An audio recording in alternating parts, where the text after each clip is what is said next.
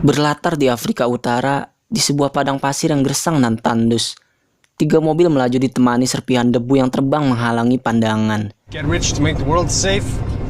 Fuck yeah. Mereka melewati sebuah pemukiman kumuh menuju perbatasan di mana tempat penjemputan sudah diamankan oleh polisi. Namun tiba-tiba saja sekelompok orang muncul dan menyerang.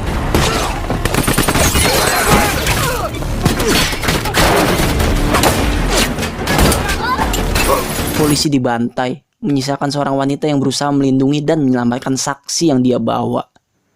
Are you alive? Yeah, I'm alive. Kemudian scene berpindah di Amerika Serikat, tepatnya Florida. Travis Conrad, mantan pembunuh bayaran, tampak menikmati sore yang cerah bersama Frank, sang ayah mertua. Lalu mereka membuang 2 gentong abu jenazah pada lautan lepas. Abu itu milik istri dan anak Travis yang terbunuh 1 tahun silam.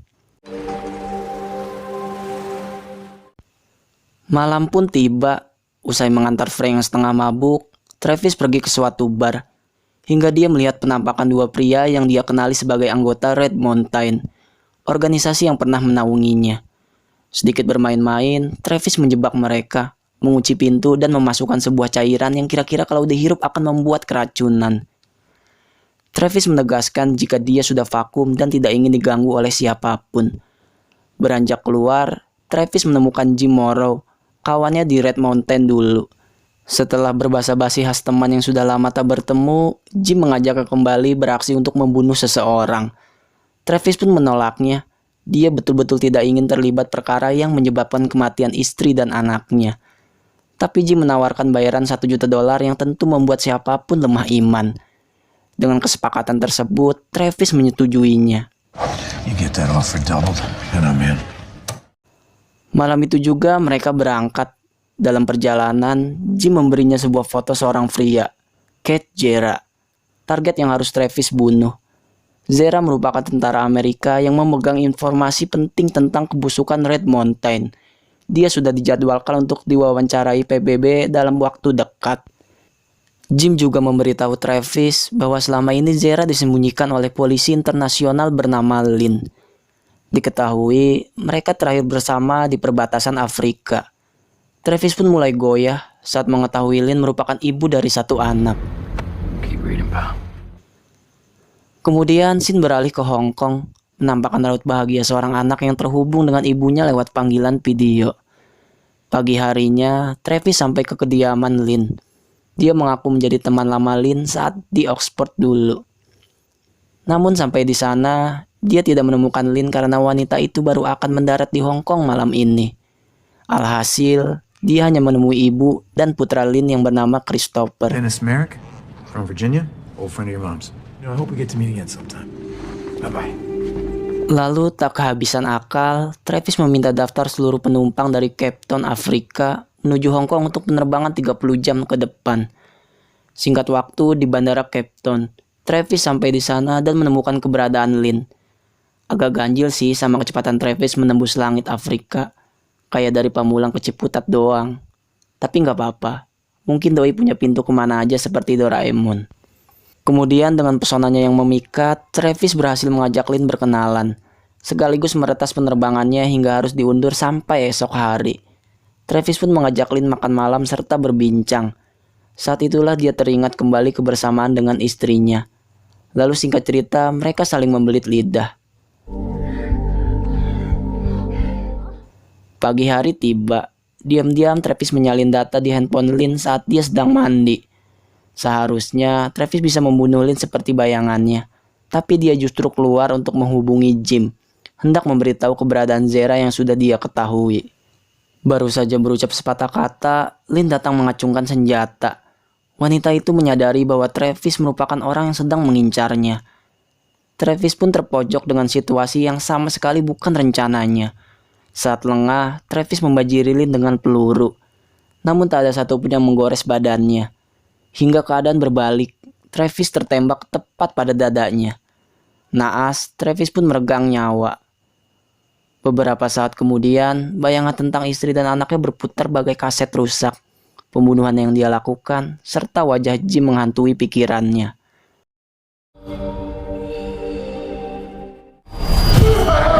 Help me! Travis kembali sadar dengan wajah pucat dan kejang-kejang. Seorang dokter berusaha menenangkannya. Anehnya, kedua tangannya diborgol pada berangkar. Sesaat, Travis bingung apa yang terjadi pada dirinya. Jim pun menjelaskan bahwa Red Mountain baru saja menyelamatkan nyawanya dengan melalui beberapa prosedur. Pimpinan Red Mountain juga datang, menanyakan informasi tentang keberadaan Lynn dan Zera yang belum sempat Travis beberkan. The location. 1220 Lombok at room 102. Setelah itu, pimpinan beralih menugaskan Jim membunuh Zera. Awalnya Jim menolak karena dia tidak lagi bekerja di lapangan. Pada akhirnya, dia tidak punya pilihan lain selain menyetujui perintah atasan. Godspeed.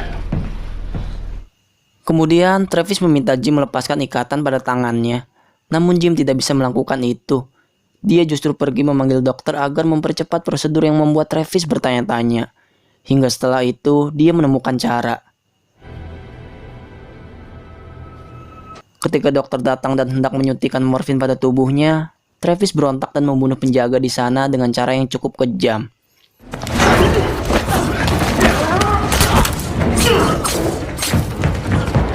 Saat itulah Travis menekan dokter untuk menjawab apa yang terjadi padanya. Ternyata Travis baru saja dihidupkan kembali karena dia menyimpan banyak informasi tentang keberadaan targetnya. Dalam 24 jam ke depan, kejiwaannya akan menurun dan Travis akan tewas untuk kedua kalinya. Jahitan di dada dan analog pada tangannya adalah bagian dari eksperimen yang Red Mountain lakukan. Kemudian Travis keluar sambil menyeret si dokter. Dia pun terlibat aksi tembak-menembak dengan anggota Red Mountain yang berjaga di luar.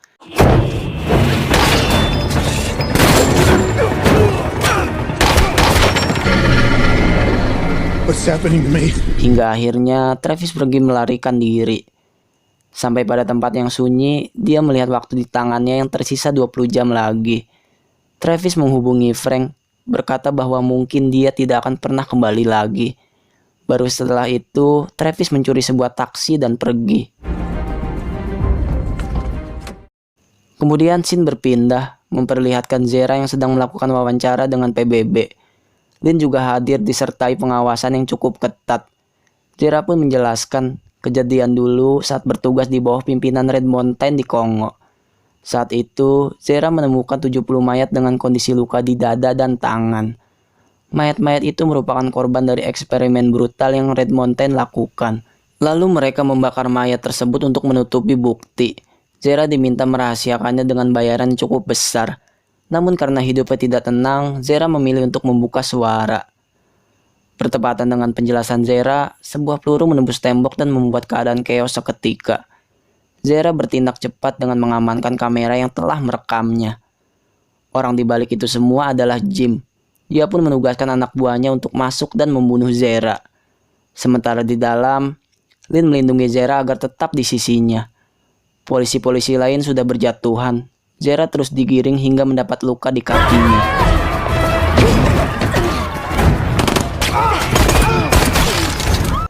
Beberapa detik sebelum mereka tertembak, sebuah taksi menghantam tubuh anggota Red Mountain. Travis muncul di waktu yang sangat tepat. Drive! Well, look who it is. The $2 million. Mereka segera pergi. Kini, seorang yang harus Travis bunuh justru dia selamatkan. Sepanjang jalan, diselingi tembakan yang terus mengarah pada mereka. Travis bertanya apa yang mereka punya hingga membuat Red Mountain seganas ini. Wake the fuck up!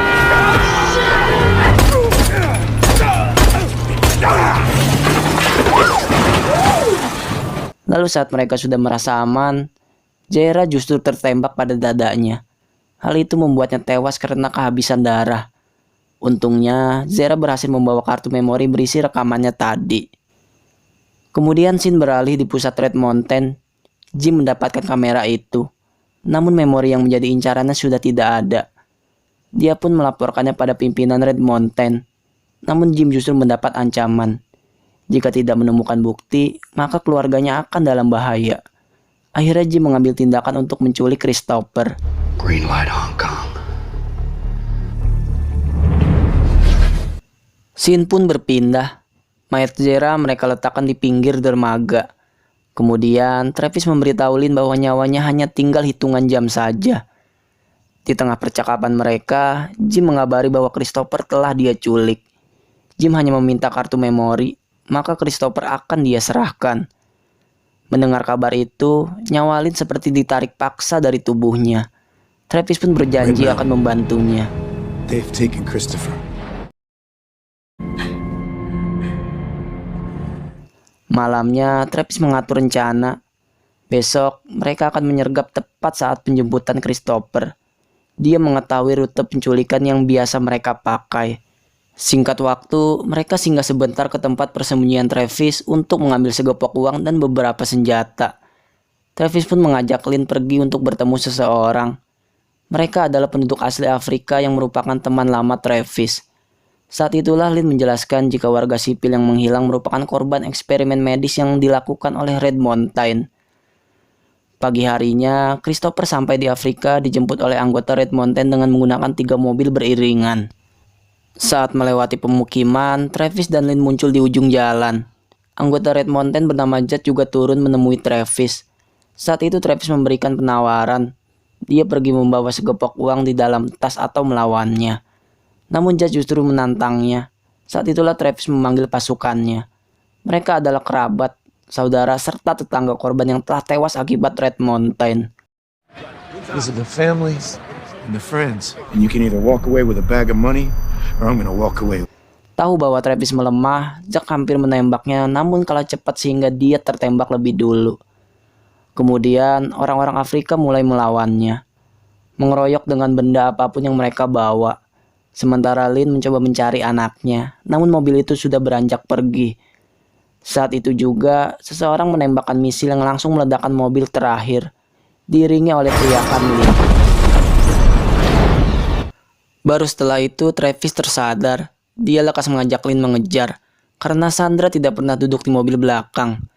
Travis pun mengendarai dengan ugal-ugalan. Alih-alih mengejar di belakang, Travis berbelok ke arah lain hingga menimbulkan kemarahan Lynn.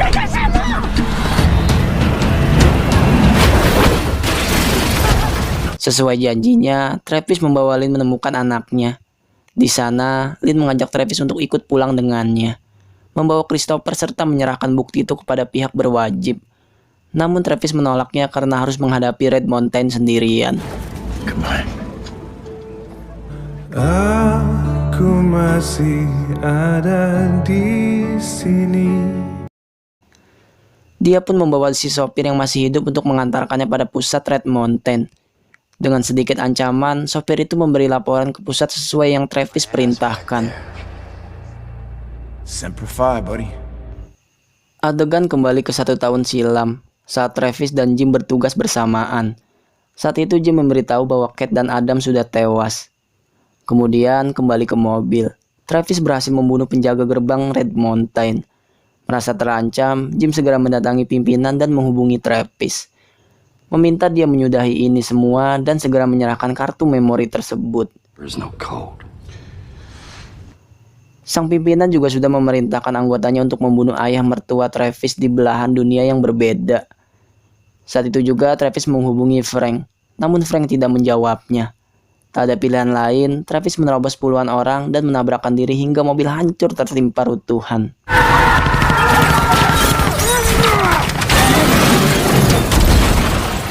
Di sisi lain, 2 anggota Red Mountain datang ke tempat tinggal Frank bersiap membunuhnya. Untungnya Frank sudah mengetahui semuanya. Right place. Sementara di dalam gedung, pimpinan Red Mountain menugaskan anggotanya untuk berangkat mengejar Lynn. Namun tiba-tiba saja pagar tertutup dan diketahui seseorang baru saja meretasnya. Travis masih hidup, terbukti dari mobil yang tak berpenghuni serta ditemukannya bom peledak. Belum sempat mereka bersiap melarikan diri, bom itu meluluhlantakkan gedung serta lantai yang pimpinan pijak.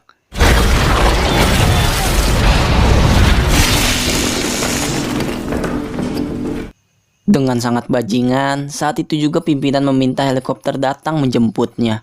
Sementara anak buahnya mulai berjaga-jaga, dengan hati dan jiwa ketar-ketir takut akan kemurkaan Travis.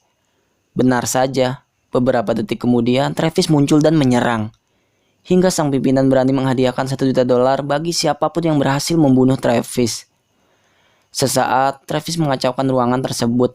menghancurkan satu persatu dari mereka dengan serangan yang sadis dan elegan. Hingga kemudian, tembakan seseorang berhasil melukai lengannya. Sementara Jim berlagak tenang, padahal semua orang tahu jika dia sama takutnya. Kemudian Travis kembali bangkit, menyerang lebih kejam tanpa belas kasihan.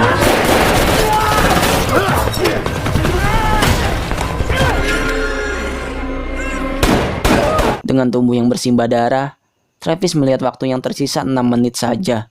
Saat itu juga, Travis mendatangi Jim dan pimpinan, membobardir peluru dengan membabi buta. Hingga saat helikopter tiba, Travis menembak pimpinan tepat pada kakinya. Pimpinan pun membeberkan fakta bahwa dulu ketika dia menugaskan anggota untuk membunuh istri dan anaknya, Jim sudah mengetahui rencana itu semua. Jim menyembunyikan pada Travis karena keluarganya juga mendapat ancaman yang sama. Penjelasan itu membuat Travis tidak bisa membunuh temannya. He didn't want you to quit. Do it. Di saat yang bersamaan, anggota Red Mountain berhasil menemukan Lynn dan bersiap menembak. Namun Jim membatalkan perintah tersebut, membiarkan Lynn menyerahkan bukti kepada pihak berwajib. Kemudian tanpa disangka, Jim menodongkan senjata pada pimpinan yang telah merusak mereka. Satu-satunya penyebab mereka tidak pernah bisa keluar dari kotak hitam ini. Bahkan di saat-saat terakhir, anggota Red Mountain masih begitu setia membela pimpinan, meminta Jim menjatuhkan senjatanya. Namun Jim tidak mengindahkan ucapan mereka dan melepaskan pelatuknya. Bertepatan dengan itu, peluru juga bersarang ke tubuhnya. Sementara Travis juga menikmati detik-detik sebelum kematian menyambutnya.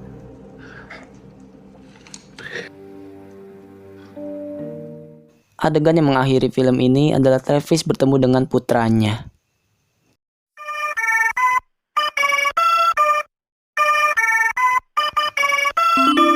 Jadi begitulah ending dari kisah Travis dan organisasi Red Mountain. Memang yang paling beresak di film ini adalah pimpinan seorang. Jim sebagai bawahan tidak bersalah. Bahkan sebagai teman Travis, dia juga sudah melakukan hal yang benar. Itu menjadi pembuktian bahwa pertemanan Travis dan Jim memang begitu tulus dan erat. Ending yang bahagia untuk Lynn. Begitu pula Travis yang hidup tenang bersama istri dan anaknya di dunia yang sama. Ya udah, segitu dulu review dari saya. Semoga kalian suka dan terhibur. Sampai berjumpa lagi. Salam beban keluarga. Salam anak pertama.